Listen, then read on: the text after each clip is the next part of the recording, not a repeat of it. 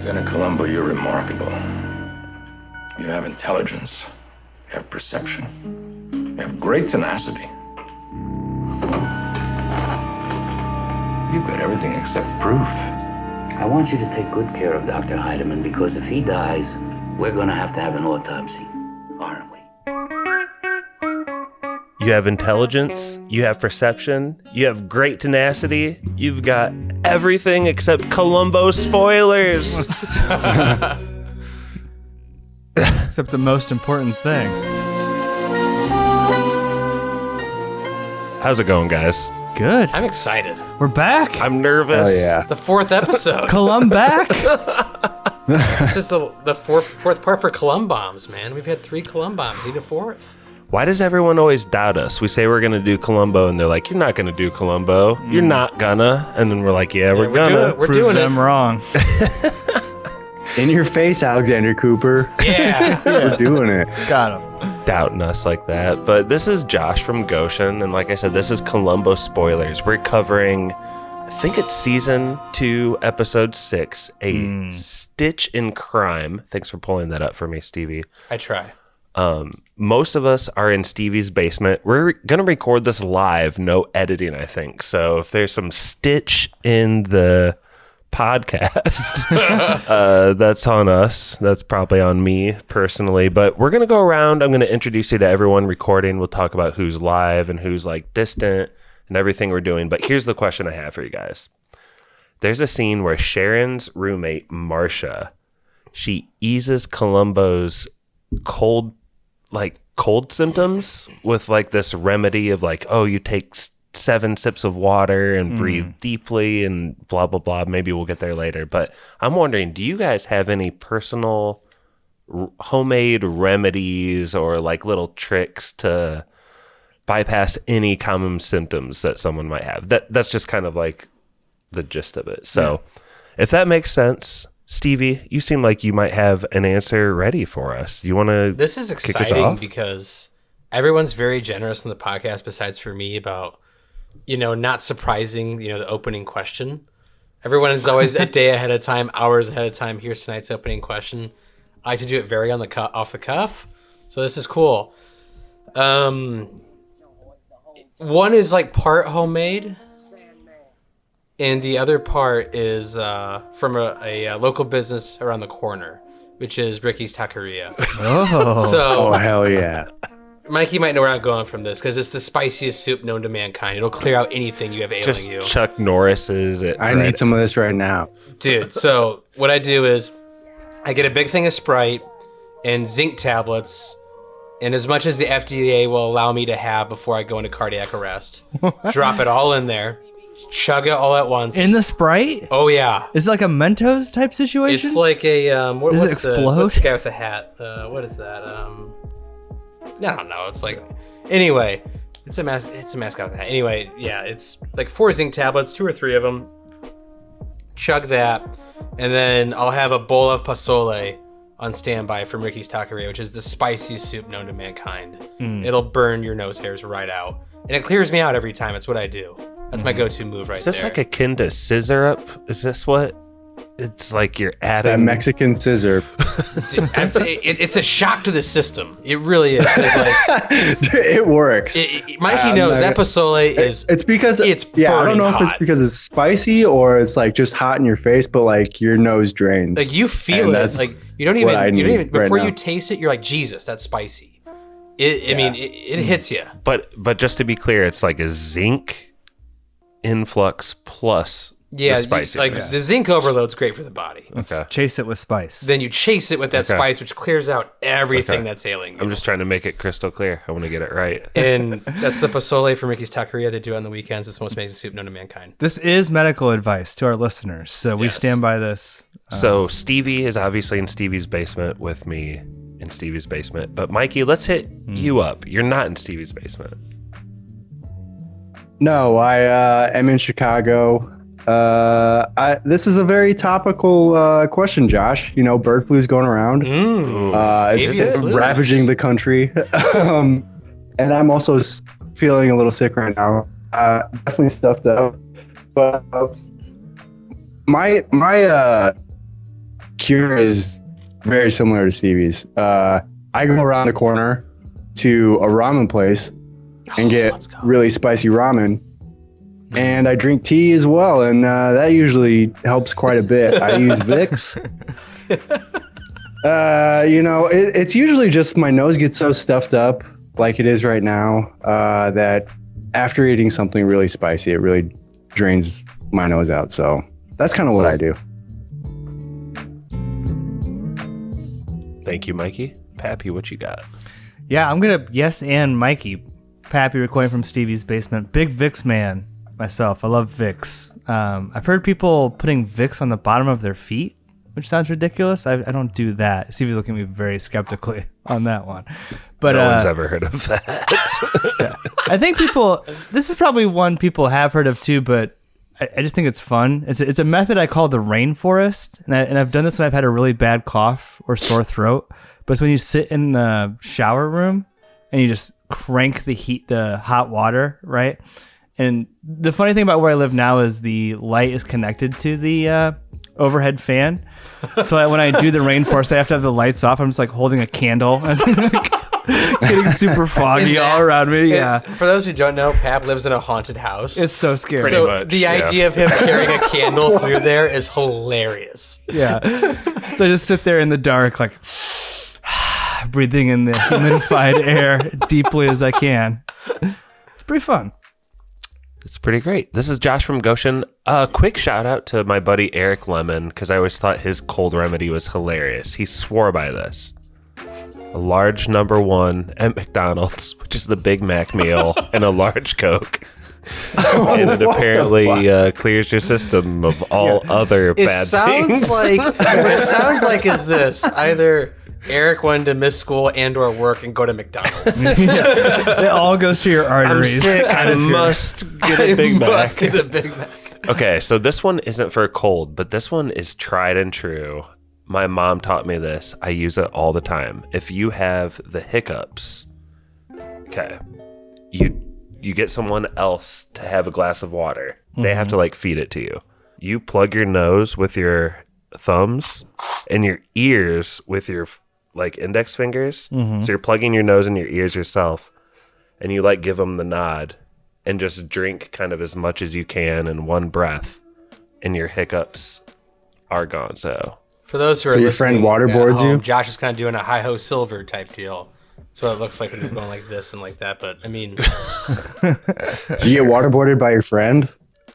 my mom waterboarded me early in life, and anytime you waterboard yourself, you have I a guess you get rid of the hiccups. did you have the hiccups?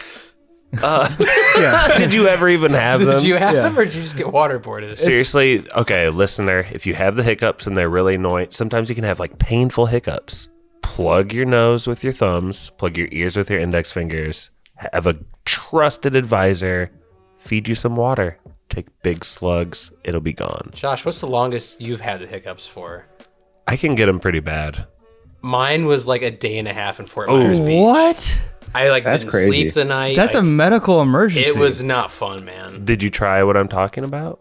No, actually ended up working was my cousin's husband. Scared the shit out of you? did. No way. Shit you not. Scared the living daylights out of me. And it worked. Eric? Yeah. Huh? Eric? No, Adam. Lindsay's husband, Adam. The funny thing is that's just Josh's mom's cure. It's just you're afraid of drowning while someone pours water down you. It's all the same. You just get Is this scared. ever gonna stop? Just scare them. I don't have the hiccups. Okay. Well, as fun as it is to talk about all our remedies, and none of us are doctors here, so It's all medical advice. yeah, all this is like FDA approved. Luigi approved. Let's talk about an episode of Columbo. It's called A Stitch in Crime. And Stevie, why don't you just set us up a little bit, because you've been choosing the episodes. We're on a 4-episode arc. Just kind of fill us in on where we are, because this is exciting for all of us. Yeah, so just talking about like, I mean, if I was gonna do like my movie of the week or TV movie of the week, it's like starring Leonard Nimoy. I mean, Yeah. like Spock, as a doctor. Earliest Columbo episode we've done, season 2. Yeah. Yeah. We're going way back, 73. I mean, have all been the rest been 3 and 4? Yeah, I think. Okay, so It's been a little clustered into that zone. yeah, but I also because there's 8 seasons. all 8 together. I seasons, think wow. there's 8. And the other part is this is like we've seen Columbo where he's energetic, he's happy. I've seen Columbo on a cruise going on vacation. This is Sleepy Columbo, which is my favorite Columbo. It's unreal Columbo, but I just like is I there was getting hungover. He does look hungover. He does. Wait. He looks disheveled. I don't want to get into the actual episode proper because I just want to know, Stevie, this is probably the last Columbo we're going to do for a while. We say this, but I don't believe it. You picked an excellent smattering of 4 episodes out. I just want to know, like, was it just like straight up star power of the guest for all of these? Because no, they're different for me because they hit different beats. Like this to me, the 4 episodes are every episode is a different Columbo personality. There's no overlap. I mean, there's like chummy, with the guy. There's the bitch wife. There's the intellectual connection. Yeah, there's the the laissez-faire brother. This to me is the angriest we've seen Columbo. If we were going to do another 3 or 4 episodes, what do you think that next chapter would be for us? The episode? The mood. Just like the mood of the vibe. next few we would do if we're going to do Old another Columbo. one. Species of Columbo. Yeah, so there's an episode that I really enjoy. It's in this season. It's called The Deadliest Match. And what's cool is it's about, like, the first half hour is no Columbo at all. It's an hour and a half episode. But the first half hour is, Magnifico, 10 out of 10, perfect. Who's the guest star? His name is Lawrence Harvey, if I remember correctly. Never heard of him. But it's about 2 chess players What's that that one are called? bitter. The Deadliest Match. Okay. It's about 2 I think chess it's the players. very next episode. 2 chess players that are bitter rivals that end up in LA for like the world's tournament to like one-on-one, or like head-on-head with each other. And they end up having a night out together, just getting hammered. And the whole first half hour is just that, and it's awesome. If you are listening to this and are enjoying these Columbo episodes, want to hear us do more, think this Deadliest Match episode sounds cool, hit us up on like Instagram. Or if there's like a favorite of yours. Yeah. Hit up, not to be like too self-serving, but subscribe to our Patreon. Hit us up on Patreon. Hit us up on Apple, iTunes, anywhere, and be like, "Hey, do more Columbo." You don't even We need. want to hear from you, You don't even need to sign up. Just Spotify get a Tubi comments. account. It's unlimited Columbo for free But on Josh, Tubi. or internet archive. To kind of finish out your original question with kind of my final thought here, I do like the star power of the guest stars. We've had Donald Pleasance, we've had Dick Van Dyke, we've had Johnny Leonard Cash. Nimoy, Johnny fucking Cash on Columbo. Like, this is cool. But also, we were kind of venturing in that territory of Columbo can get chummy with everybody, right?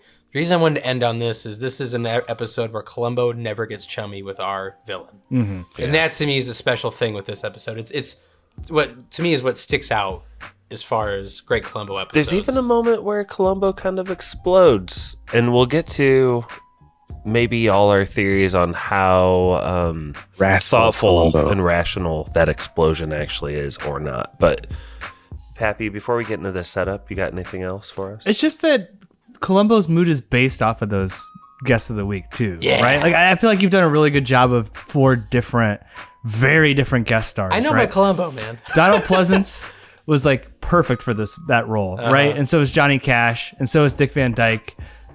Leonard Nimoy is a creepy, weird dude. He's our first serial killer. The vibe of this episode from the jump is completely different than the first 3 that we've done.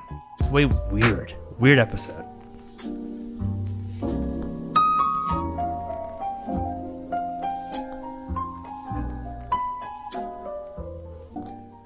Mikey, out there in Chicago, start filling us in on the setup of this Columbo episode. Like we're not going to see Columbo for a few minutes here. There's always a section at the beginning where it's just about the crime being committed. So what's going on here? What's the main problems?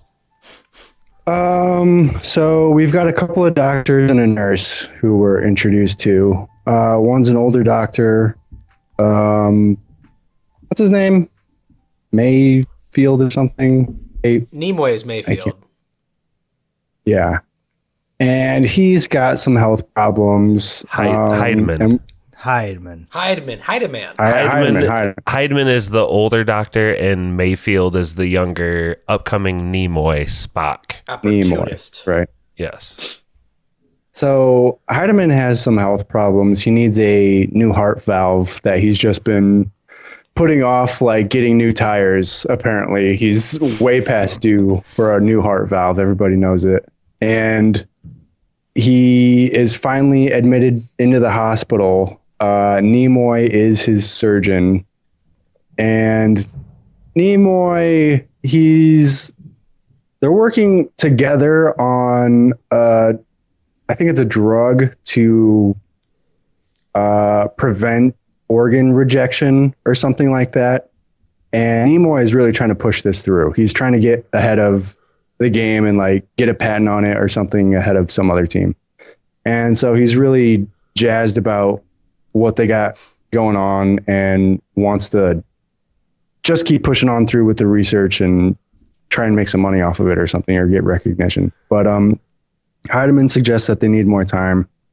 And he gets like a telegram from another doctor in like Germany that says, hey, I like what I'm seeing here, but we need at least another year of testing. And so Nimoy kind of reads that telegram and he kind of wants to get Heidemann out of the way so he can then lead this research on this new drug or whatever. And then he also performs surgery on Heidemann, which he will intentionally sabotage with a faulty dissolving suture. Really a lot going on in the first 10 minutes. A lot of setup. Nimoy is... well, first of all, are any of you guys Star Trek guys? I know Kylo is. I've never seen an episode in my life. No. I've seen a couple of episodes. I mean, everyone recognizes Leonard Nimoy as Spock. Yeah. He looks exactly like him in this episode, except for the pointy ears. Well, yeah. His ears are still big. He carries himself like I imagine, like Spock is in pop culture, right? Mm-hmm. Like the like emotionless, cold, calculating. Like, Except Spock is ultimately like good, where this boy is a little bit self-serving, to say the least. Just a tad. Opportunistic prick. I don't know. What else do you have there for the setup here, Pappy? Because I think the crime that's actually committed is... We haven't even mentioned all the crimes yet, I should say. Yeah. The nurse, and I forget her name, the nurse is very suspicious the whole time. Sharon, putting us on edge, right? Like we're a little bit worried about this whole procedure going down. We know that there's going to be a murder here somewhere in the first act. So the whole procedure... And this procedure, I should also say, is very intense too, right? Like the blood that we see. It's like I can't believe this is network crack TV. open a chest, man. Yeah, It's Cracking open a chest, there's tubes, there's wires, there's blood flowing Scary through, there's as other shit. fluids. I hate it. It was Yeah. actually kind of hard to watch. it's really well. Yeah, there's constantly like a red liquid flowing around in every frame of that whole procedure that we see, and so it's like it's just very intense overall. And we know something's like wrong, but. It feels like Nimoy is like this calculating, playing this long game type villain, right? But then he just beats this woman to death with a tire iron too.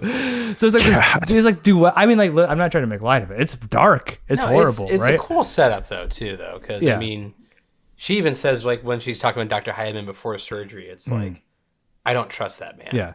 You know what I mean? And he's opportunistic. He wants you out of the way. Because he's trying to get this drug out in the market fast, right? Right. I mean, that's kind of the whole thing, is get Heidemann out of the way. Heidemann wants to extend these trials for another year. That puts him behind.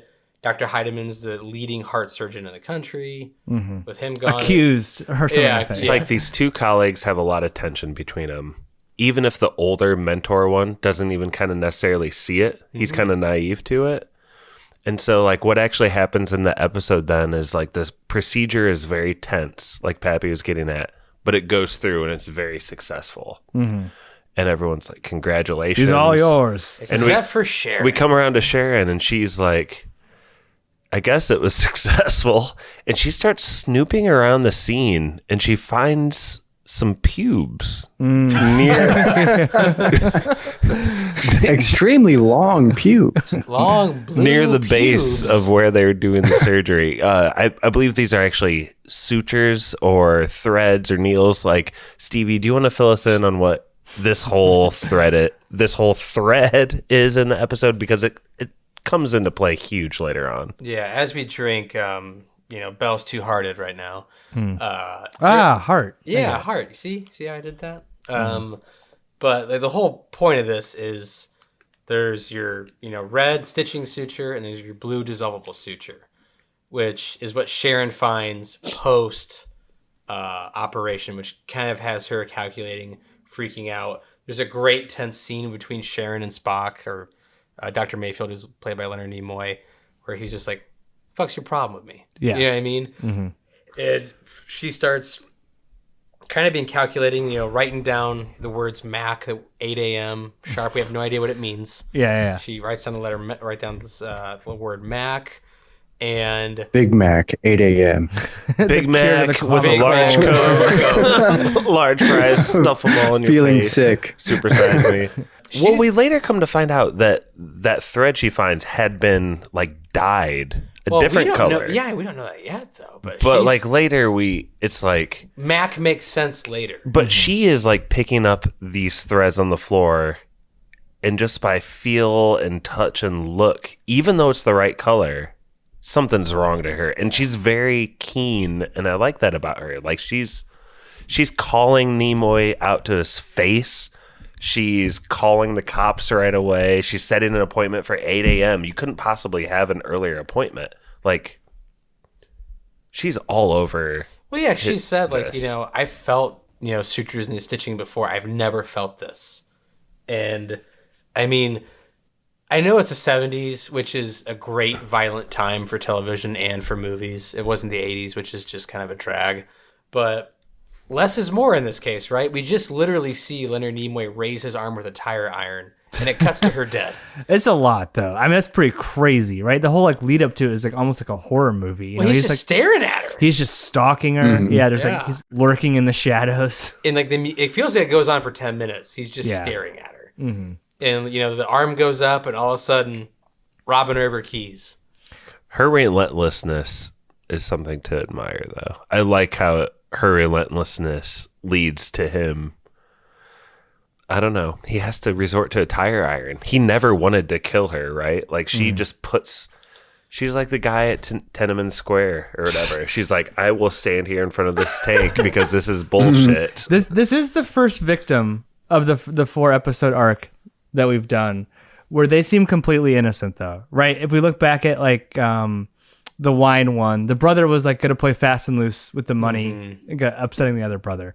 2 instances of a bitch wife that we've done. My favorite Columbo, the fucking bitch wife. Yeah, those are fun. My favorite Columbo episodes, because you're like, I get it. I don't support it, but I get it. This woman, this nurse, one, she's a great actress. I really like her in this role. And 2, she's just totally innocent. She's just trying to defend this old Santa Claus-esque statesman surgeon of and there's nothing sexual between her and the oldest surgeon. She just is fond of him because he's a nice old she's good boss. at her job. I mean, that's kind of that's what I kind of liked about this episode. And she's brutally murdered. Well, yeah, I mean, it's we don't find anything terrible out in the back end about who this person was. It was just she was great at her job. Yeah, and because of that, Columbo has to strike a different tone, right? He's not going to be the funny, goofy Columbo. This is an innocent. This wasn't a bitch wife who was murdered. This was an innocent woman who was pissed off at her husband for buying a ranch. I think that's pretty good on the setup. We have a nurse murdered, and we have a heart surgery done, supposedly well done.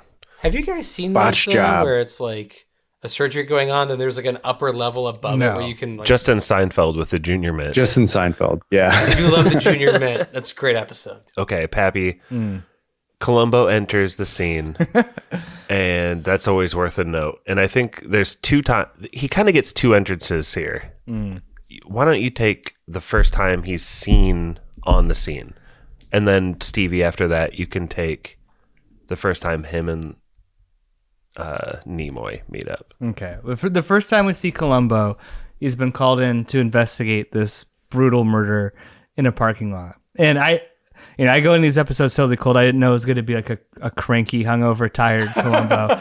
But Peter Falk is such a great actor, man, that within a split second, I swear to God, my brain thought, he looks so tired. And then Peter Falk instantly goes, oh, too, like right in that scene, right? Like, but just within a split second of seeing Columbo get us out of the car, I'm like, oh, Columbo didn't sleep well last night, which is well, he's always distracted, right? Yeah. And we've seen him, there's like a time where a TV news crew is trying to shoot and he's like roaming around in the background. Yeah. But this is like next level.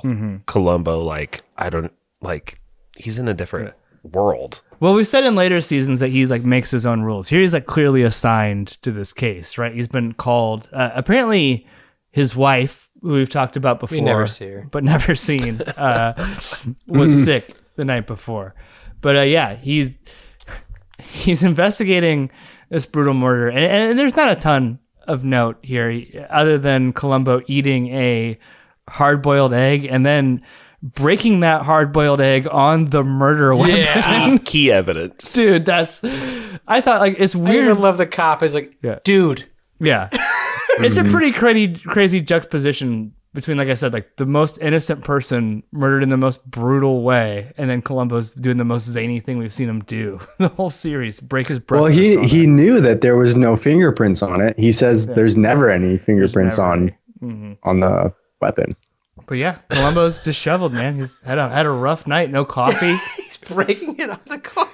Yeah, at one point they're like, Columbo, you gotta stop Bro. throwing the shells all over the crime. This is a crime scene. He's like, do you know how much eggs cost these days? Idiots. But $8 a dozen.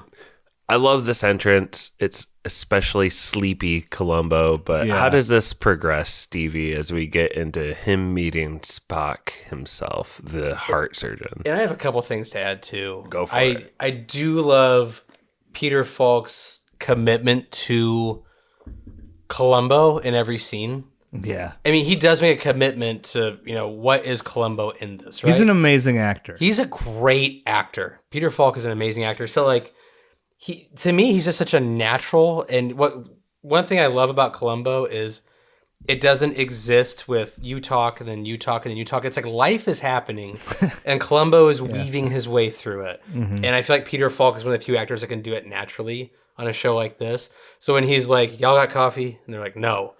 And then he kind of is talking, he's going back and he circles back to, did I ask you if you had coffee? Like it's just kind of showing you like how tired he really is. One of the cops brings him orange juice at one point. Yeah, and he's like, what am I going to do with this? Yeah.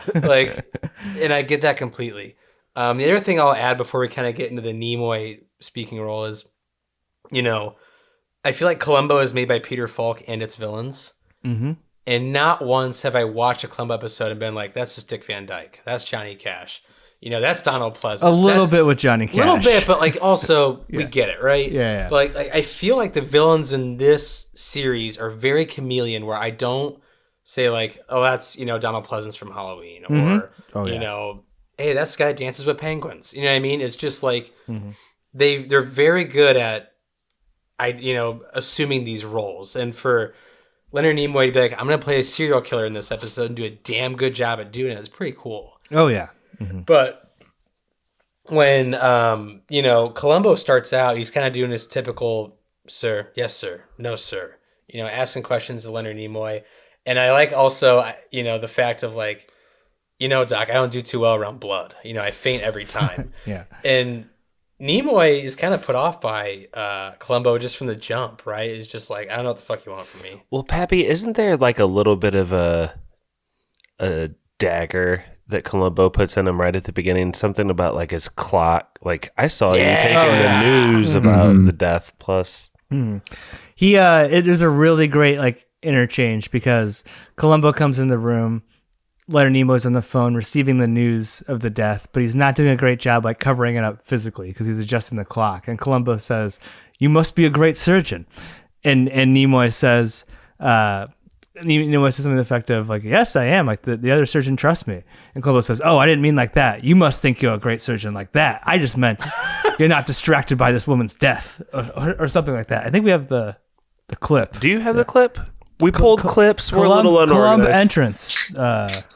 I have Columbo entrance, but I also have clock long. Clock long. Clock long. Let's go Sounds clock long. Let's go clock long. Doctor, I don't rule anything out. Yeah. I just want to get a complete picture. Well, I don't know how much I can tell you about her personal life. I mean, we worked together, but she was much closer to my associate, Dr. Heidemann. Yeah, I wanted to see him, but, see, I don't even want this. I haven't had coffee yet. Where was I? Oh, Dr. Heidemann, yeah. I wanted to see him, but I found out he just had an operation. Oh, well, thanks for reminding me. I should be checking on him. He's my patient, you know. You must be a terrific surgeon. Well, Dr. Heidemann and I do share a mutual respect. Oh, that? Oh, yeah, he must think you're very good. No, actually, Doctor, I was referring to your great concentration. Well, how is that, Lieutenant? Well, when I came in, you see, you were getting the news of your nurse's death on the phone. I could see you were terribly upset. But while you were on the phone, you reset your desk clock. Well, I fail to see the virtue in that. Oh, you're too modest, Doc. No, most people, they'd be in such a state of shock, they'd never be able to split their concentration like that. The way you did, setting your clock there. Well, it must have been a purely reflexive reaction. I really don't remember doing it. Would you excuse me? Oh, sure, yeah. Sorry I detained you. Not at all. Is there a coffee machine on this floor? No. 2 Again. callbacks to coffee. Goes That one- back. Yeah. It's like the 5th time coffee's mentioned. What a backhanded compliment, though, huh? Like, it's a... You must think you're good like that. I could see that you can split your concentration, but also maybe you don't really care that this woman was murdered. Because you murdered her. He's locked in right away. And it Yeah, is because, I mean, it's like he found his guy right away. And also, the great pan over shot, right, where we get the singular frame of Nimoy talking on the phone. And he's like, I don't even know if they found, I don't know who the suspect is. You just hear, we don't know yet. And the camera pans over, and there's Columbo just stalking over him. It's like, yes. Like, the man's entered the scene. He's in it now. Now, Josh, you're a little bit older than us. Why would someone reset their clock?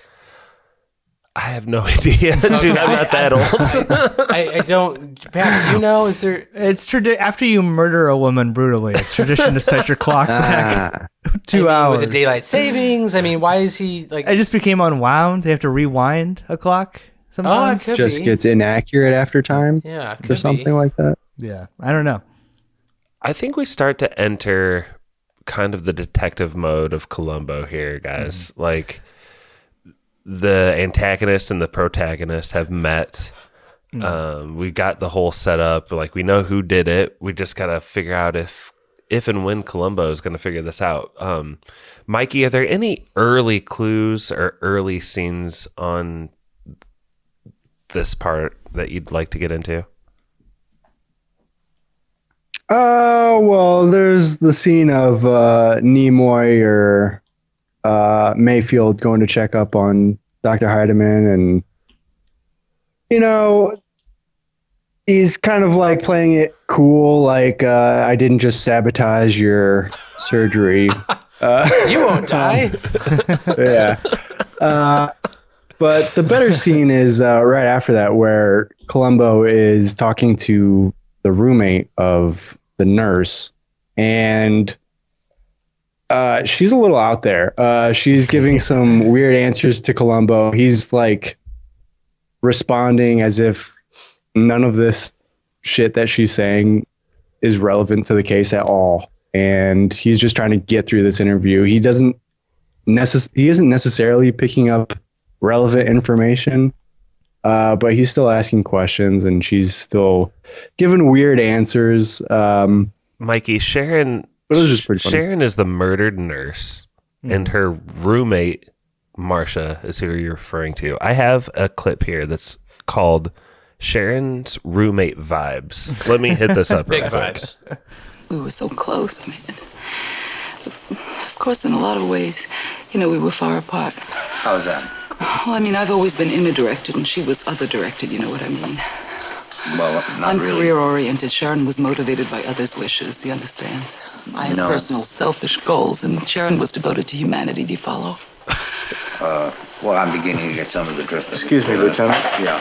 I like how he goes, I'm beginning to get some of the drift. And Columbo is just so exhausted. Right? He didn't have his coffee last night. He's just like, what are you talking about, lady? Like, The way he rubs his face this entire episode, it's brilliant. yeah, he's struggling. There's never a part where you're like, Columbo's rested. He's in the game now. He's just exhausted this entire episode. He looks great. Yeah. Well, I would argue there's a little bit after he gets that secret homemade remedy from Marcia where he's like looking a little bit more spry. But generally, you're correct. Pappy, keep walking us through the episode here, right? We got early clues, early setup parts. Mikey started us off. But. There's a key scene that we skipped over because Nimoy in this episode is a total psychopath. And like while the body is being examined by the police, also one of the few times we've seen where Columbo will enter the episode while the cover-up of the crime is still happening. Columbo's already on the scene investigating the body, but Nimoy is back at her apartment. And his plan is to make the apartment look disheveled, and he's going to plant drugs in the apartment and make it look like a... What kind of drugs, though? Morphine. Controlled drugs. Right. Ones that get you fired and have an inquisition when nurses take them. So Nimoy's whole plan here is that it's going to look like Sharon was running a drug ring out of her apartment. She was killed, and then the apartment was ransacked by What the guy are they? who killed Is her. it dab oil? No, it's morphine. Dab Psy concentrate THC. That's awesome. Yeah. Okay, it's morphine. But while Columbo is here, he stumbles across the dab oil cartridges hidden beneath the vape pens or taped underneath the sink. You see that, Bubbles? Get your dab oil. We're good to go. Yeah. The, what was it? Return to Paradise hash driveway has been found underneath your sink. It's a pretty, like, convoluted setup, right? Because, like, Nimoy has to know that she works with people with drugs. He was going to have her, like, label and take that morphine out. True. Yeah. He was like stalking over her. It's like, that's what's kind of fun though in this episode is Nimoy is like literally like 3 steps ahead the entire time. Yeah. Oh, like, yeah. He's really playing the long game with multiple things. Do you think his character has killed before this episode? Yes. Kevorkian? For sure. Did you ever listen to that podcast, Dr. Death? About that kind of reminded me of that dude. I was thinking of that the whole time while I was watching it. The guy from Texas. I don't think like Leonard Nimoy's character. I guess yes, I do probably think he's killed, but not because he like loves killing. But he's like probably put in an awkward situation. Is like, well, it'd be easier if this guy were dead, and I don't. He's also really a care. young doctor. It's advantageous to him. Yeah, 42 is a young doctor, But he's like totally passionless, right? And maybe even like asexual coded later. Isn't that all doctors though? I mean, have you guys had experiences with doctors like where you're just like Jesus? Yeah. Your eyes are dead, sir. I remember my grandpa went in for his triple bypass. He was just like, well, doc, what do you think? And he's like, well, you almost died. You got to live better, eat better. Otherwise, you're going to die soon. And he walked out of the room. I'm like, good God. What type of sutures did you use, man? Jesus. Thanks, Dr. House. Yeah. So I think before we get into like maybe the major clue, and I want to keep using the word thread because of the sutures and everything, but good. Columbo crashes in on another party, which is a little bit of another cliche we've seen. The Boogie Nights party. Johnny Cash at a party. We've seen what did you say? They were like GTA NPC dancers. That's what they are every episode. So there's a party here at this famous, I guess, heart surgeon's house. Kind of, Stevie, why is this an important scene? Where does this lead Columbo to? So the fun part with this is it's a great fish out of water story, right? Like, I always like when Columbo gets fish out of water because it's just fun to watch. Like, he goes to this famous doctor's party where, you know, I know a little about music because I'm Italian. I know a little about food because I'm Italian. I know a little about cheese. A little about wine because I'm Italian. My uncle's brother was from Milan, you see? Like, so I like these parts, especially where it's like Columbo just drops in. He's not even invited. He just drops in. And the way that Nimoy kind of recepts him, I do like that. Or receives him, where he's not like, Columbo, why are you here? He's just like, no, try the crab, try this. You know, maids are here, we're having hors d'oeuvres. All these people I've operated on. There's probably some famous actors there. Like, I enjoy these scenes. The best part about the scene too is just like how it's satirizing this class of like people, this doctor class, right? Because it's like just boom, guy who's like jealous of how much the orthodontist is making. Like, oh, I should have been an orthodontist. Boom, guy who's like, I can't tell you who my patient is. And the but he's hors d'oeuvres famous. are like crackers with like goat cheese and caviar and Yeah. like some other Escargot and stuff Yeah. like that. You're just like, and I like how, you know, the lady reads or tells him about which hors d'oeuvres are what, and he's just like, I'm gonna go over to that table. Like, Got anything with just cheese? do you have a Big Mac? You know what, a Coke, something. large size. In a lot of ways, like this episode seems angry at this kind of person, right? Because it's just so mercilessly making fun of them in this scene. And it's like, this is the only thing that Nimoy is motivated by, right? Like status of these parties, right? This is the only time we see him relatively happy at all. Like he just wants to like have the breakthrough and be able to say to his other doctor friends, like, oh yes, I developed that vaccine. That's always shit like this robot of a human cares about. What I like too, though, is I wasn't around for the 70s, right? But you can like go back through and see catalogs. Yeah. And you see like everything in those catalogs is what these people are wearing. You know what I mean? dude. It's like this is very cataloged. Nimoy's got drip. In Oh, this scene. he's got Riz out the ass. Blue turtleneck, checker. I mean, pants? checker pleated pants Yeah.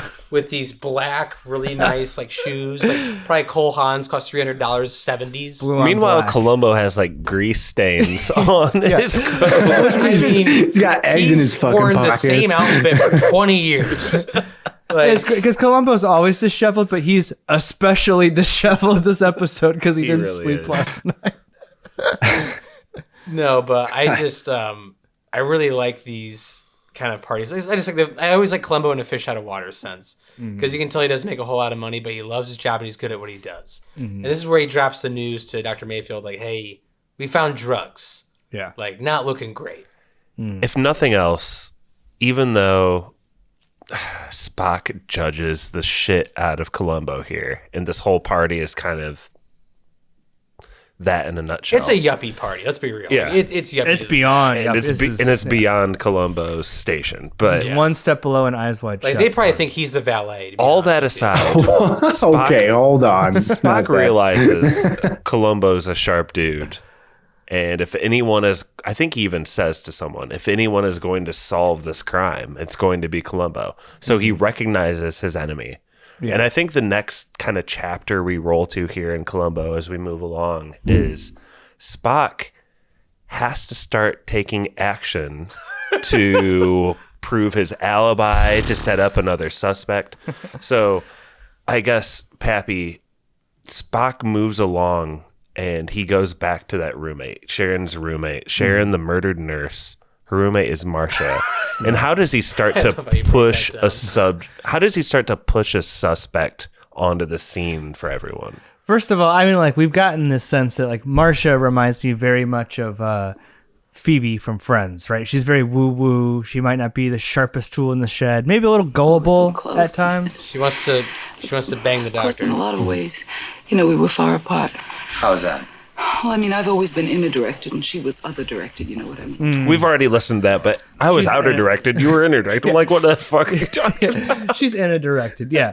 But this is why I said Spock might be kind of like asexual code or something, because she is just throwing herself at this man, this tall, deep voiced, handsome surgeon, Wealthy doctor. who could not be more oblivious, or I Too should say, oblivious. willing to manipulate the situation to his favor. And he wants to sort of like Vulcan mind control, manipulate jujitsu her thoughts into, you know, surely there was some guilty man she knew in her life. Some awful human Yeah. that would do this. Perhaps Someone- a man named Harry? Yeah. If we were to blame someone who she knew, who would it be theoretically? Someone bad she hung around. Someone, name it. And she's Anybody. like, yeah, she knew a kind of a guy named Harry. Oh, you got to go to the police, right? That's him. I think you've thought of something brilliant here. And the nice part, it's not nice, but the funny part is it's like on a pier as they're walking. Yeah. And it's like you said, Pap. She's like, well, where do we go from here? And he's like, I'm going home. Like, what? She's like, well, we gotta can have work tomorrow. drinks. Yeah. She says, oh. Just totally burned by this guy. I've got a prostitute to go kill. And I kind of come back to Nimoy because I really like him in this episode. I do like, even though, Columbo's grilling him and Columbo's tired, he has a stomach ache. He's like, I'm a doctor. Let me be a doctor still. You know what I mean? It's not like he's still a doctor outside of the hospital. It's just good writing. I enjoy these things. Yeah. But it's very lost today. If you guys, I'm sure you realize it too. There's a lot of just subtle things that are lost today that were really held strong in this type of show. That's his whole identity, right? Like I said, there's been clear motivations. Twice it's been bitch wife, but the other time it's been I love those episodes. He loves his job. Donald Pleasance loved wine. Leonard Nimoy loves being a prestigious doctor, right? And to the point where do no harm means okay, in the context of me advancing my own career, everything else is kind of optional, right? I can drug this male prostitute who works at a zoo or whatever we're calling it, Harry. That's fine. It's all in the big end game. I think we need to keep digging into Harry here. He's a really big key here, getting us into the third act, Mikey. Beyond pressing Looks like Marcia. Art Garfunkel. He does look. I thought it was Art Garfunkel. I swear to God, I did too, Steve. I thought it was Art Garfunkel when I saw him. It's incredible. Yeah. Great minds, Pat. Great minds. Spock doesn't just press Marcia for this name. He goes and gets his hands dirty, doesn't he, Mikey? Yeah, he gets the name of what is his name? Harry Walker or something like that. Anderson. Oh, Mr. Anderson. But he ends up following him home, or not home, but he sneaks into his home and ends up drugging him. Is he working at a petting zoo? Yes. And lives in a pretty like a motel. Like a motel. It was a pretty dope living situation. I kind of thought, it's not so bad. He's got pretty cool. He lives in a pap den. Mikey, He's got a you know bed. Back got when a a pool petting right out zoo job front. as a 35-year-old man was a living wage. Listen, That's Remember what, the apartment motel building from Jackie Brown? That's what it looked like. The man's got the voice of an angel. He's saying "Bridge over troubled water." Leave him alone, dude. Mikey, did you not think this was creepy though when Spock is silently breaking into this apartment, pulling out these drugs, just being kind of stiff and silent and psycho?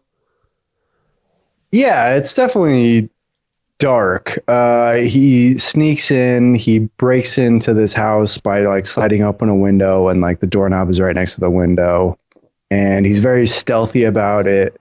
Waits for this loser to show up at his shitty apartment. And Cool guy gets him had his with Winner with a bed. Cool guy. Okay, Paul Simon was always the better one anyway. So even if he is Garfunkel, he's still a loser. He kills this loser with a race car bed. In his house with did he use morphine? I think. Yeah. And then this guy has Chloroform him? He chloroforms chloroforms him him. and then morphine. Then morphine's him.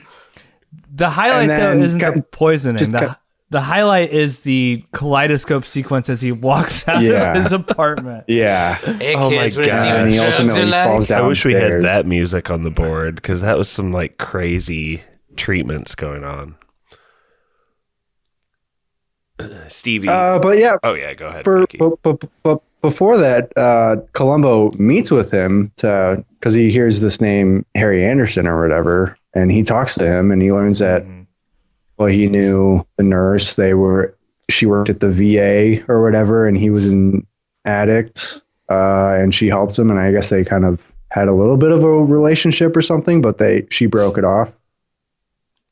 And I think Harry overall passes the vibe check for Columbo too. He seems like a sincere guy. He hasn't seen Sharon in months, even though he wishes 6 he or had. 9 months. Yeah, but he's like open to the fact like she broke up with me and this sucks. But Pappy, I got my goats. I got my llamas. we're moving my back and cigs, forth in time. hard But You got my sick apartment. That dude would have smoked American Spirits if it was 2013. Dude. he smoked something. But He's cool. I like him. Because he's art. I mean, listen, Bridge Over Troubled Water is a beautiful, beautiful It's one of the song. most beautifully sung songs. It wouldn't have been the same if Paul I want to Simon pitch this to you, Pappy, because sang it. Yeah.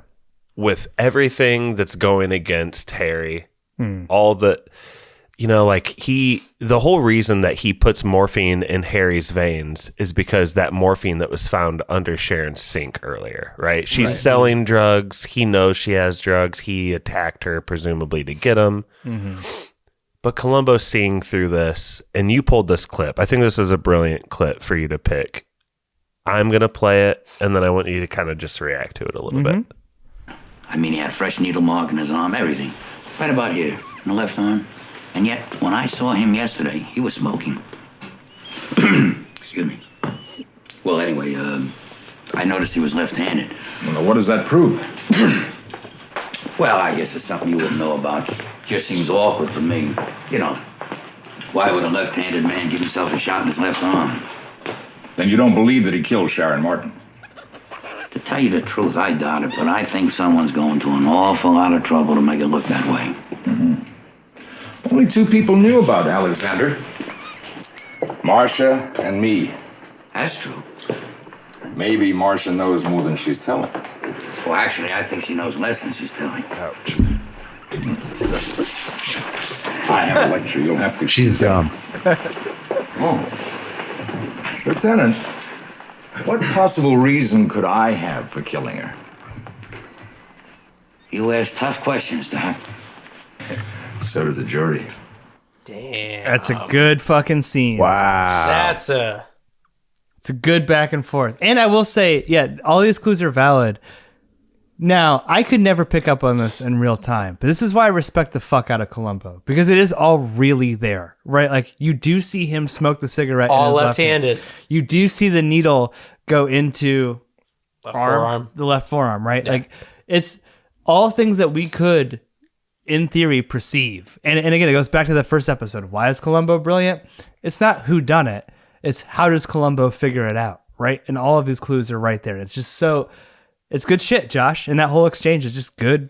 It's a good back and forth. And it's one of those things, too, where, it's like you guys said, it's all right there. And it's like, I love that line Columbo says, where he's like, he's left-handed. Mm-hmm. And, Spock wouldn't know. He's like, what the fuck are you talking about? Who cares? And he's like, well, it doesn't seem kind of odd that a guy would put a needle in his left arm. Right, yeah. Mm. Well, Yeah. it's there's only one reason why Spock doesn't know. It just doesn't sit right with me. I don't know what it is, especially that fingerprint business. What fingerprints? That's just it. There weren't any. There were no fingerprints in the apartment, and there were none on the murder weapon. I had it all double-checked. Sent it down to the lab, and all they could find was some things that looked like glove smudges. Well, I don't follow. What does that mean? Well, I mean, here you have this dope addict who's so badly in need of a fix that he wildly attacks Miss Martin in order to get some drugs, and yet he takes the time to put on gloves before he attacks her. I mean, what do you think, Doc? Doesn't sound much like a dope addict, does it? I'm afraid I can't be very much help. I don't know anything about dope addicts. I don't know anything about dope addicts. I've never heard of a No Harry dope Anderson. addict has ever worn gloves. Well, I'm just an MD. I don't know anything about dope addicts. Yeah, what the fuck? I've never chloroformed a drug addict in my life. I've never fine. chloroformed one and led to his death. I think Harry Anderson lives. You're pretty down on that. You think he dies? You think he ODs completely here? Does he not die? I'm sorry. I'm so distracted. The kaleidoscope scene just came up on the screen here. This shit is crazy, right? This is the most out-of-pocket Columbo thing we've seen. Pretty effective, actually. It's funny. It's a... is that really what it's like to be on morphine? Oh, he's dead. He dies from falling down the stairs. Not really from an overdose. He died. He's dead? He's dead? Yeah. That's what the movie The cast making will is rule telling it an us. overdose. That's literally like what it tells us on screen. Josh, he dies. He has stairs. It's a really nice place. He's wobbling. He's weebling. Okay, let's just say He has He's on Queer stairs. Street. Community stairs, but yeah. I mean, I don't know. the final. did you want him to fall in the pool so we know he's dead? I just think the final plight of Harry Anderson is yet to be resolved. No. Maybe- I'll break this down for you right now. This is pure cinematic storytelling. He's here. definitely dead. He's definitely dead. So we get the fall, right? He falls. So watch this. Watch It's a watch. great fall. No, it's very important. So watch this. 1, zoom in. 3, capture. He's dead. Yeah, we Yeah. see him on his back. It's a still frame. He's dead. So Harry Anderson is holding on to a trickle of life Oh my in the God. background. He's dead. Jesus Well, how H. does he die from this? He falls so slow. He's got weak bones. Dude, those Just the stairs in the weakest bones. 70s, man, they were strong industrial cement, man. I mean, 70 stairs, they give you a concussion. He just takes barely a hitting. soft tumble down these stairs. It was after this death that I texted you guys and said, this episode is wild because, like I said, killing bitch wife, killing brother who's trying to steal my business. Leonard Nimoy is just a sociopath. He is damn near a serial killer, just wiping out random people to like lie upon lie upon lie. Like, he's a really bad This guy. can marginally help my career if you die. Yeah. Yeah. Just one more. And the thing is, too, that's sad about like Harry is ex-heroin addict, turned his life around. Good guy. He's got his goats. He's got his llamas. It was a tragic love apartment. story. She loved him. She just didn't want to be his crutch. Harry will be back at that petting zoo. It's fine. Yeah, as a statue memorial. In memoriam. The guy who got murdered by Spock. Here lies dead loser. Here lies man with a race car bed. He had such a cool pad. Okay, so Columbo pushes through this hump. He's not going to fall for the Harry Anderson decoy, even if I do. Columbo doesn't. So this is where I think we get the climax, and probably a big part of the reason why Stevie chose this episode, right? Because like Columbo is getting frustrated. He's been in a grumpy mood. Spock's been an asshole. And now things have kind of come to a head, right? Like Columbo basically has to tell him, I'm not falling for this Harry Anderson bullshit. I think it was you. Stevie, I know you love this scene. Break it down for us a little bit. So, Columbo, we get different shades of him. He's also been, Columbo's a very sir. Yes, sir. No, sir. Yes, ma'am. Yes, ma'am. No, ma'am. Like, he loses that in this episode. I mean, he strictly loses it. And, we've seen episodes where people will insult Columbo, like borderline calling him like an autist. What was it? Dick Van Dyke. Borderline just calling him stupid. And Nimoy is pretty much just laughing in his face. And the frustrating part is, Columbo thinks he's got his guy. He just doesn't have that evidence, right? He doesn't have it. But he's putting it together, and he hates that smug attitude that Nimoy has. Yeah. Which is like, one of your best nurses just died. Like, this guy's dying. Dr. Heidemann, you're supposed to be a doctor. This is an oath that you took and you became a doctor. And I love that line where he was just like, I don't know if you guys have the clip or not, where he, long story short, says, because he learned about sutures in the scene before from the, I forget what kind of doctor they're called to keep the oxygen going. Anesthesiologist? Anesthesiologist. Yeah. He's learning he's learning from the anesthesiologist in the scene before. That scene is great too. Oh, it's a great scene. Columbo that's so can't funny. look at the procedure. He's like, "Can you just describe Can you it just to tell me, me what's please?" happening? Yeah. Sir? Like he really Yeah, can't this- do it. He's watching some guy get his colon sewn shut or something, Yeah, he's just like peering into this man's butthole. But it sets up this operating theater that'll be used many times throughout this 90-minute movie, where there's this like glass circular viewing Yeah. area above it, and it's like one of the few times. and I that we just see it. love it where he was just like, if Dr. Heidemann dies, say a day or two from now, then we'll have an autopsy. Then we're gonna have an investigation. He really sticks it to him like, oh, you got it? Yeah, I think Oh, we got yeah. it. And it's maybe the longest clip. It's probably long, yeah. Oh, I love it. hopefully y'all in the audience are loving these clips as much as we are. We do love a good Columbo. But you know, I'll bet somebody could take some dye or something and color one to make it look like the other. I mean, you could fix it up so that no one would know the difference. That would be murder, wouldn't it, Lieutenant? Yes, it certainly would, sure. Because that would explain why Miss Martin was so bothered after the operation, and it would explain why she wanted to see the chemist at the company that made the suture. That's murder. That certainly is, no question about it. What's so funny? It's a crazy laugh. It's Excuse nuts. me, Lieutenant.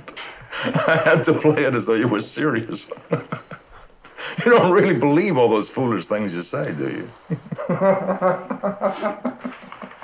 I believe you killed Sharon Martin, and I believe you're trying to kill Dr. Heidemann. Lieutenant Columbo, you're remarkable. You have intelligence. You have perception. You have great tenacity. You've got everything except proof.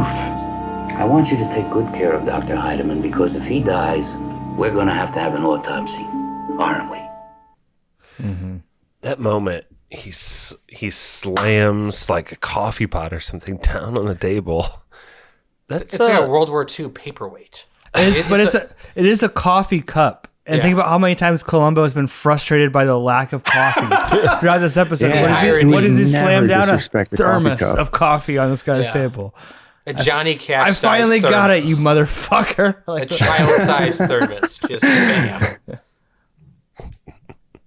Give Columbo a gun. Why is he not cocking a gun right here? I mean, it's kind in of Nimoy's face? a psychotic like break though, because like right when he leaves that room, Heidemann's heart's going.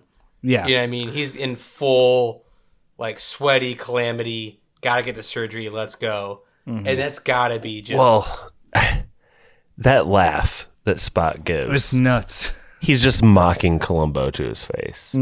Yeah. That is insane. It's so awkward. Like, there's murders in this, but I felt like that was like a pain to me more than anything. When he started laughing at him, at Columbo like that, like after he kind of diminished him at the party, after Columbo was kind of sick and he didn't give a shit, even though he's a doctor, after all these things, it was like that laugh was like, you get it. Columbo's like had enough of this shit. Well, also, I mean, I've always felt like Columbo's respected most of his opponents. I do not feel like he respects Dr. Mayfield at all. No, he hates him. Hates him.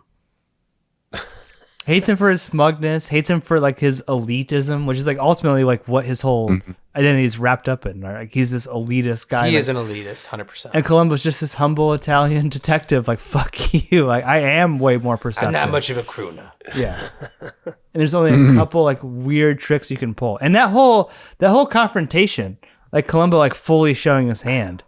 It's like the kind of the earliest we've seen it in any episode, because there's still like this whole 10 minute sort of like wrap up of the episode where now Heidemann has to go into surgery, right? Yeah, and that's what I want to talk about next, because, you know, I'm going to keep calling him Spock. I hope that's okay. Yeah. But Columbo is basically like, if Heidemann dies, Spock, we're going to like look at the sutures in his heart and see if they're dissolving ones. And if they are, you are fucked. Like, that's obvious. And so even though it's an obvious play, I think no one can prove it the way he does it. Spock quickly like put some sort of medicine to make like Heidemann's heart start slowing down, so that they have to examine his valve, and he, as the presiding doctor, is like, he has to get a new valve. Right. So there's another surgery on the table now. And this is a time for Spock to Switch the suits. Switch him. switch them out, get rid of the old ones. Suture switch. And now he suddenly has a vested interest in keeping Heidemann alive to keep Columbo off his ass, right? It's a classic scam, the old suture switch. So Pappy made a fantastic point. When I first saw this when I was younger, because I love this episode, I literally thought Columbo lost. oh, Like, dude, yeah. the heartbreak of the idea that Columbo loses, like, still sticks to me to this day. And I watched this when I was like 13 or 14. And when he actually does win, there's like 30 seconds left in the episode. What part made you think like the loss was cemented? Because I think we're getting to that point. Yeah, so there's this episode. great shot. I mean, we go back to that upper glass window where they're looking down, right? The Junior Mint window, if you will. Exactly. It is. It's the Junior Mint window, sponsored by Junior Mint. Anyway, like Spock has literally, the devil on his shoulder, which is Columbo. And I love that pan up where he's like, we see him looking down on him. Then when that pan up where Spock looks up, he's gone. And after the operation, Columbo's like, shut it down. He's doing the John Taffer, shut it down. Bring the cops. They're trying to find any evidence he can. I love this, like cops plus other doctors. Too. Yeah, like, we were looking. We need experts as part of this like warrant search. Yeah, like, True. What do you see, doctors? But that look on Columbo's face, though, where he's just like, fuck. Like, when they didn't find anything in the operating room, it's almost heartbreaking because he is tired. There is no coffee. Spock is such a smug asshole. The idea of him winning, it bugs me. There's a great red herring shot, too, because Spock goes like the classic, I don't know, like Baywatch Ken running his hands through the back of his hair. And I thought, he just planted the sutures in his hair. Right? Like, it's a total red herring shot. But like Columbo's just like frustrated beyond belief. Like, where are these sutures? The sutures are the smoking gun. We just have to find them, and we can't find them anywhere. Yeah, so the sutures are gone. They should have been able to find them because like Spock's trying to hide them. He took the incriminating ones out. Where did they go? No one can find them anywhere. Mikey, Columbo finds them. Where are they at the whole time? I don't know how Spock pulled this off, but he had them in his medical robes, or not his robes, his overcoat or whatever, his white robes. And Columbo pulls them out like, we checked everywhere in the room except for you, or something like that. And no, he had stuffed them in Columbo's robes. Oh, Columbo. Yeah, he put them on Columbo. They do bump up against each other. Yeah. At one point in the OR. He even fooled me.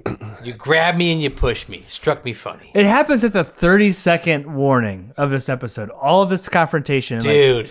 Columbo It leaves really defeated. does wrap up so quick. Columbo leaves defeated. He comes back in. You almost had me going there for a second. And he finds them. Yeah. I don't like the abrupt ending where he finds the pubes and the episode just ends. Oh, I love it. But there is one thing that I really like about this ending. And it's that, like, one of the biggest scenes we all pull from this, anyone who's familiar with Columbo's, like, character, is, like, when he explodes and slams that coffee cup or whatever on the table to, like, get a, like, rise out of Spock.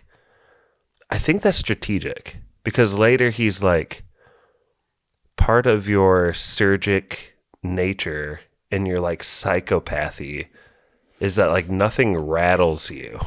Yeah.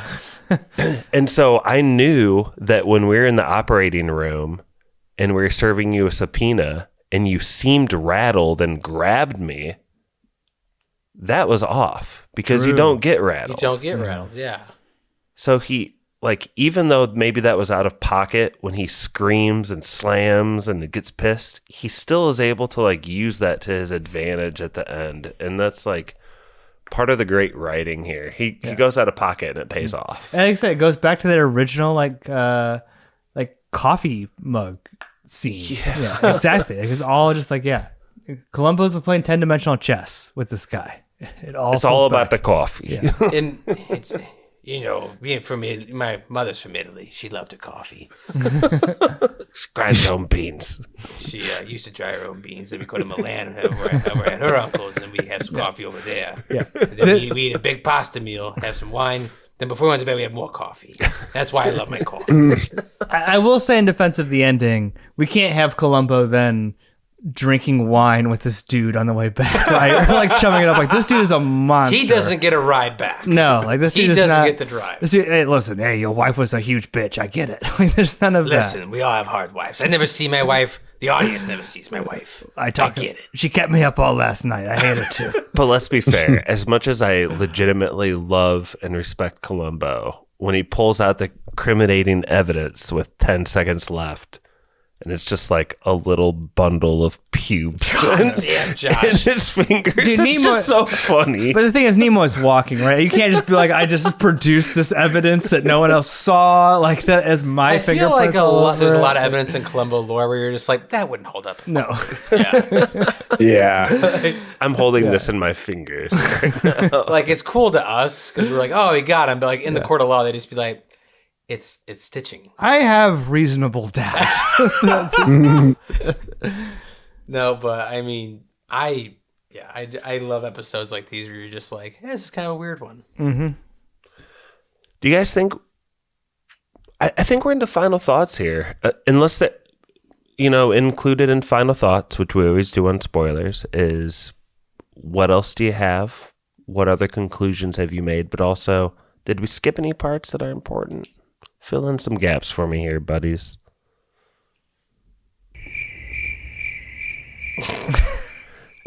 No gaps. I don't think there are any gaps. I will say, as a 4-episode arc, I like Goofy Columbo more. I'll get to this in my yes or no, I guess. But I will say, Steve, you said Sleepy Columbo is your favorite. I prefer when he's a little bit happy. You like Chummy Columbo? This episode, like I said, it feels generally much darker overall, right? And then the moments of levity are wild. Like Columbo eating his breakfast off the murder weapon type moments. I don't know. That's a little bit out there. Yeah. But you like that, you're saying? Yeah, I guess we've seen a lot of Columbo. Like, do you guys have favorite versions of Columbo based on this 4-episode arc? I just need him disheveled and constantly looking for a pencil, and that's prime Columbo. One thread I love about Columbo so far is, and it's the smugness of Nimoy. It just drives me up the wall. He does it. It's not him. He plays it so well. Oh yeah. Because when he sits next to Dr. Heidemann, he's like, if there's anybody that can solve Sharon's case, it's Detective Columbo. I have all my faith in him. If there's anyone that can do it, it's Lieutenant Columbo. It's like, you don't mean that, you asshole. Like, you don't mean it. One thread in all 4 episodes is everybody underestimates him. Mm-hmm. Everybody. They all think they're smart. Everyone thinks they're smarter than Columbo. At the end of the day, the man is just an emotional savant and also a really great detective. Mm-hmm. And it's fun to watch. And that's part of his superpower, is like being underestimated, right? And that's why it's so fun to watch him basically trick and psychologically damage these people. As part of his trick. It's like, oh, I'm gonna have a normal conversation, but one more thing. Just one more thing. Your blood is all over the murder weapon, you stupid bitch. You bumped into me and you put sutures in my pocket.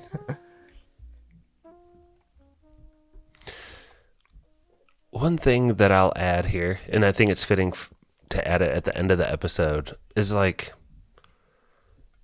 there's honestly usually more relief for the audience than there is even for Columbo once he finds like once he figures it out.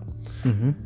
It's almost like he's like really like tired in this episode, or he's like really frustrated with something or another, but like this is just like a day on the job for him. This is I really get the feeling that for Columbo, he expects to figure out these mysteries, and he does. And then it just enables him to move on to the next one, if that makes sense at all. It's not like, that's what makes it like a good TV series, is he's ready to move on. He's not too stuck up on Spock as this ends. I don't think he's ready to move on. He's got a sick wife at home. He's got to try those home remedies.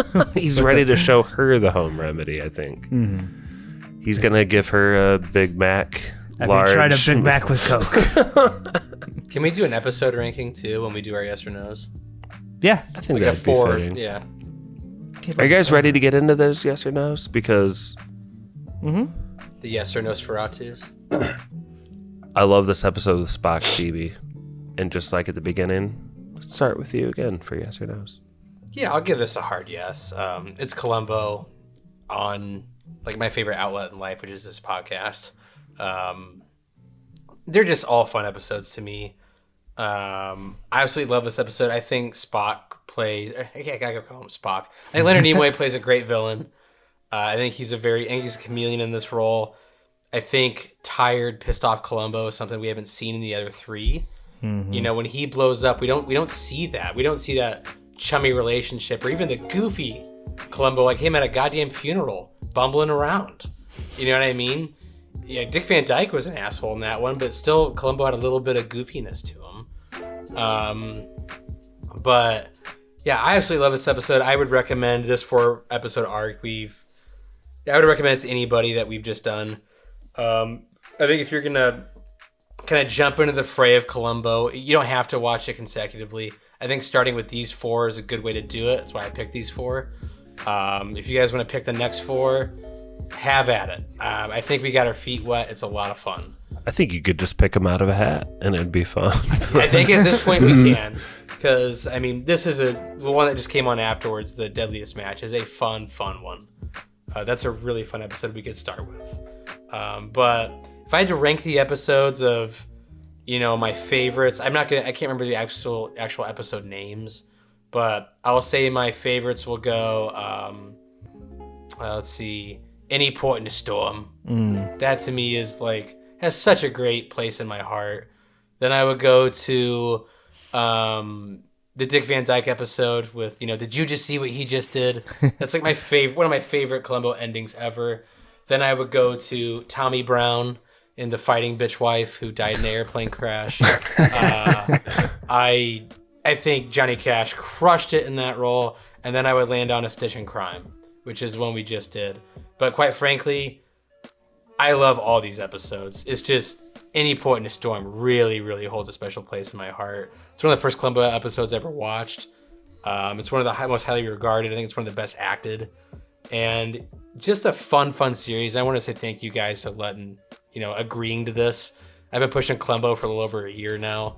So the fact that we're hitting it's a lot of fun. So hard yeses to every episode we've done so far. And thanks for listening to this, because these are fun.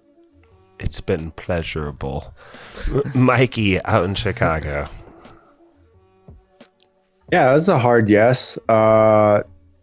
Super awesome TV series that before this podcast had no context for, outside of the Twitter gifs you would see or whatever. But it's a lot of fun and it's really entertaining. And I'm just trying to put myself into the mindset of oh man, this being on TV as a movie of the week or whatever. It's this would be sit down entertainment. This would be HBO today. I feel if HBO didn't suck anymore, but you'd be holding in your pisses until the commercial Can you break. imagine going to work the next day though and being you guys watched Columbo last night? Yeah, that'd be sick. Dude, that'd be awesome. I thought they were gonna get away.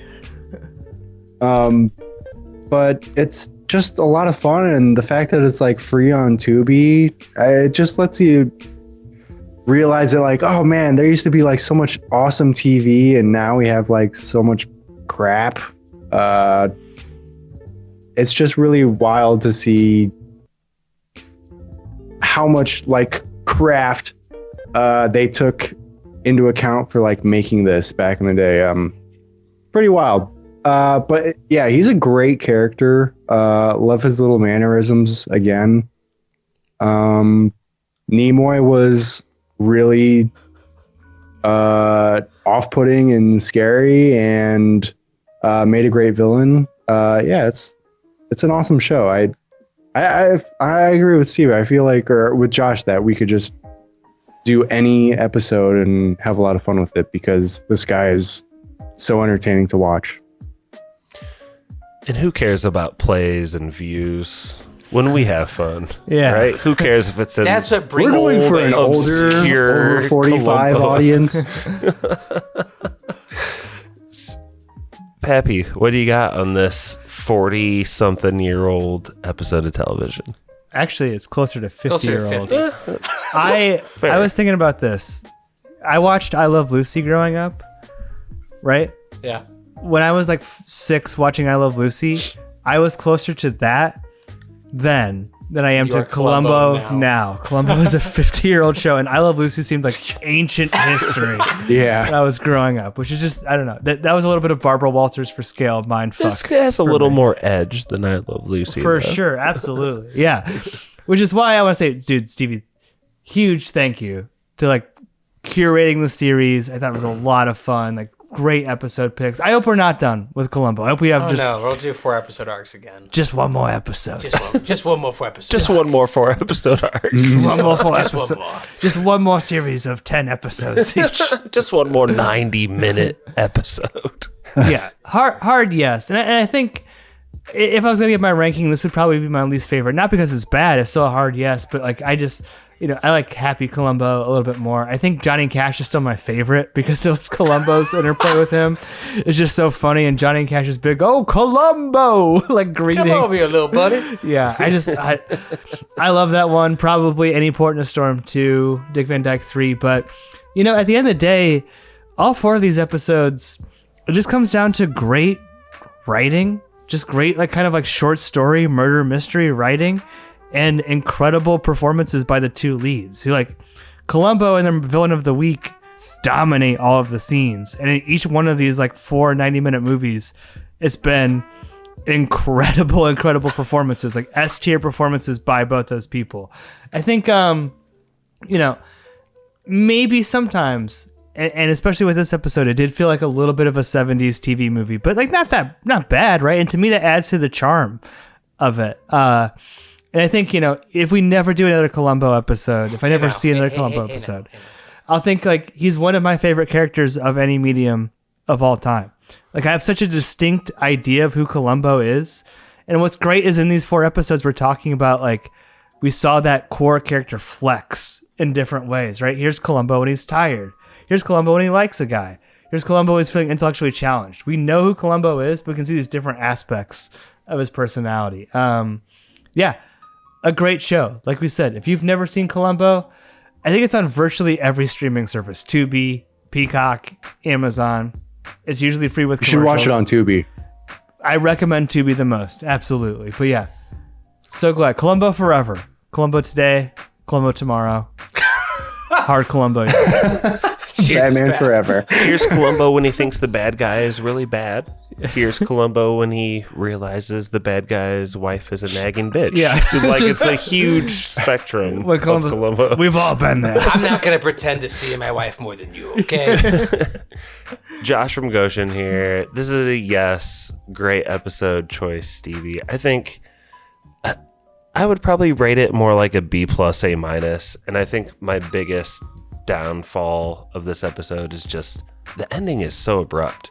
We had a lot of fun talking about how Columbo's able to kind of like talk the perp down or relate to them and just get them to hop in a car or have one last glass of wine with him before he took him into the station. And this one, it's literally just hold the pubes up. I got him. And it's like cut to black. Like, Directed by. Still love the storytelling. Like, I think when you're gonna do like, gosh, there's 8 seasons of this fucking show. Yeah. You're gonna have episodes that end more abruptly than others. I just happen to like that fallout a lot when it comes to Columbo. So What was your favorite Columbo? in this episode? No, in the 4 episodes we did. It's got to be the film, right? Did you see what he just did? Did you see what he just did? Yeah, that's the best. That's one of my favorite Columbums. No, when he pulls the pubes out of Spock.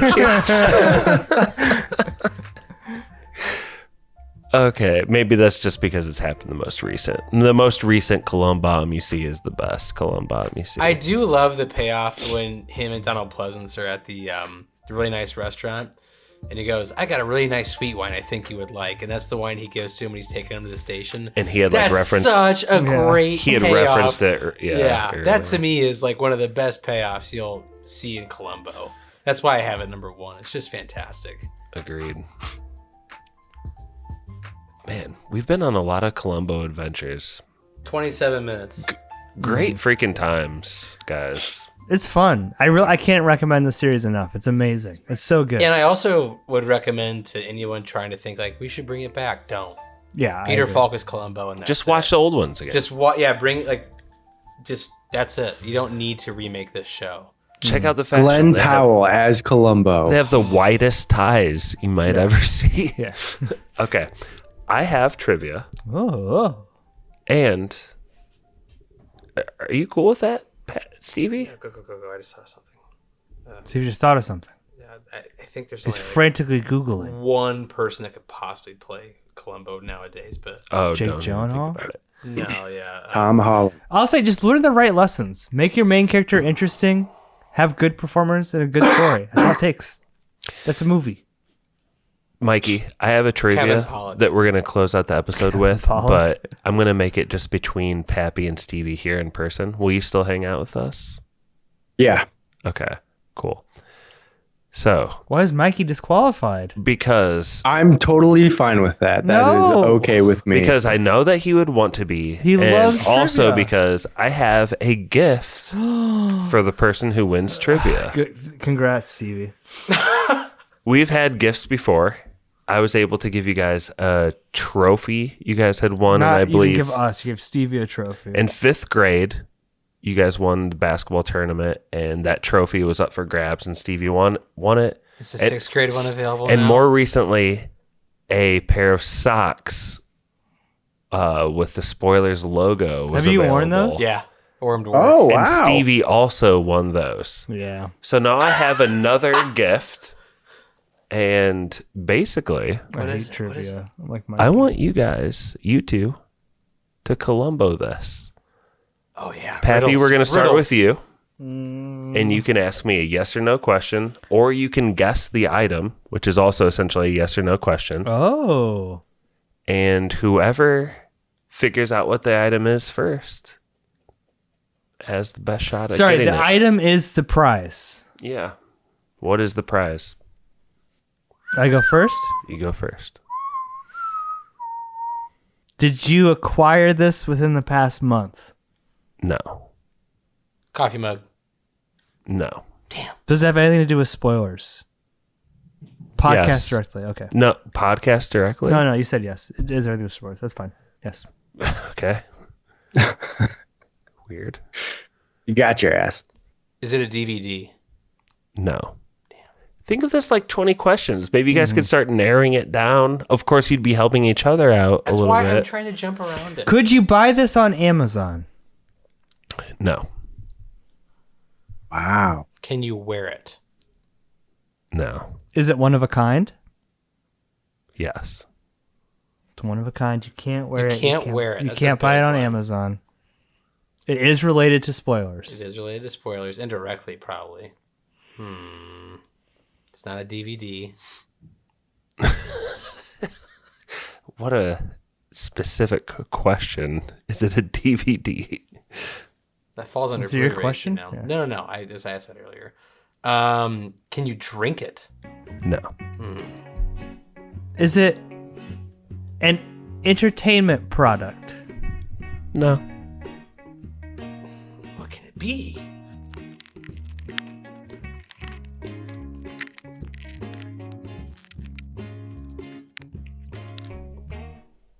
Dude, I don't know. I don't even know what to ask. I don't know. Give us a better clue. We need clues. It's not as old as the 5th grade basketball championship trophy. You've said that. Is Yeah. it the 6th grade basketball trophy? Whose turn Is is it it, a plaque? right now? Mine. It's my turn. Is it the 6th grade basketball trophy? Yes. It is. The 6th grade championship basketball Pull it trophy. out. But Whip it out. I will whip it out. Stevie kind of mentioned it right away. Before you get it, the challenge hasn't ended. Oh. You have to name, besides your name and Stevie's name, you have to name 5 other names on here. I'll give you 1 strike. Or you can challenge Stevie to the... Tyree Larkin. Hold on. Wait, why do you have that? Is he on there? So Josh from Goshen here. My wife is now the PE teacher at the elementary school that Stevie and Pappy used to go I said, to. is there metal on it? There's clearly a metal man. No, there's not. It's not metal. That's not That's metal. not Is it metal. plastic? And where Teresa teaches PE, they don't even have 5th and 6th grade anymore. So like it's kind of like the memory of Eastside Elementary It's a piece of history. was like getting thrown away. And Teresa, save this. Is that why it's broken? This will go in our live. I think you streaming can just table. tighten that down on the bottom. Of It was that. going to get thrown away. It was about to get thrown away. No, you can definitely. I thought it was a tighten- piece That's a of piece of It's just a bolt. Concord It's just a bolt history. in the bottom. Yeah. He's trying to He's saying this can be broken. Your possible trophy. But anyway, Tyree Larkin, yes. David Yoder. David Yoder, yes. Ryan Cohn. Oh, he's got it. What did you say? Ryan Cohn. I thought you said Brian No, Cohn. he said Ryan. Ryan Cohn, yes. Jordan Burt. Big Red. Jordan Burt, number 4. Brandon Pummel. Brandon Pummel's on Let's here. go. Good job, Pat. Pappy, you finally won an in-person trophy. I miss Cronal Sony. I And miss Trevor Dumont. Phil Jones. There's so many more. It Kyle looks like Konarski. how do you guys have 25 people on the team? Dude, 25 people. ran. 10 and 1. What the Our only loss was Zero to playing Westview. time. Our only loss was to Westview. This will go on the But live I think streaming we like desk. literally murdered Oxbow to win like the whole thing. Keep Oxbow's name out your mouth. But No, it's a funny story. Your brother said it's the reason he hated me for a long time. did you guys ruin the pod by taking so long to get that clue? Are we going to have No. to edit this now? That's got to be edited. It was so Goodness Dude, that was- gracious. Let me see it, Pep. That's pretty Congrats. great. I'm glad Stevie that Putman, Drew Malcolm. I'm glad that the trophies got split between you. I've been holding on to that for way too long. It's good to have it sent out. But everyone, what's even more pleasurable than seeing these guys look at their old trophy from elementary school is just knowing that a couple of you are out there listening to us talk about Columbo. How much more fun could we have than watching an incredible TV show, talking about it, getting some feedback from the Patreons and some of you other folks out there. So thank you so much. And I think that's it. It's Pappy. We usually give a hot take to the person who wins trivia. I know you're kind of been stunned by I'm not at all. your sad. Stunned. Give your hot take, and then I will Hot hit take, this 25 outro. people, too much for a basketball team. Okay, speaking of basketball, conspiracy pilled Pappy, the Luka Doncic trade was clearly bullshit. It's clearly on the heels of, the NBA ratings are so bad. It came out the week that football ends in the United States, the most popular sport in America ends to consume the media cycle of Super Bowl week to make the Lakers popular again. Something that's happened over and over and over again in my lifetime. The trade makes no sense. The Mavericks are going to Vegas. Wake up, people. This is David Stern level shenanigans. Sheeple. Also, Shea Otani's interpreter is a Falk guy. That was spoilers.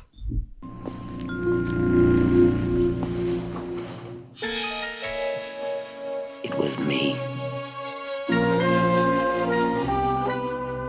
Special thank you to our patrons: Matt Troll, Brother Brian, Druid King, Nick, The Meg, Nurse Stacy, Whoa, Barky 420, PK, Spencer, Gale, Swole, Cheese, Zombie, Sebastian, Dr. Lar, Stone Cold Austin, Nephew Quinn, Best Friend Drew, Shatty Daddy, Jimmy the Cricket, Optimus E, the Ayatollah of Rock and Rolla, Derb, Teddy Ruxpin. Please check us out on patreon.com/spoilerspodcast. I don't want this. Okay. You don't want it? No.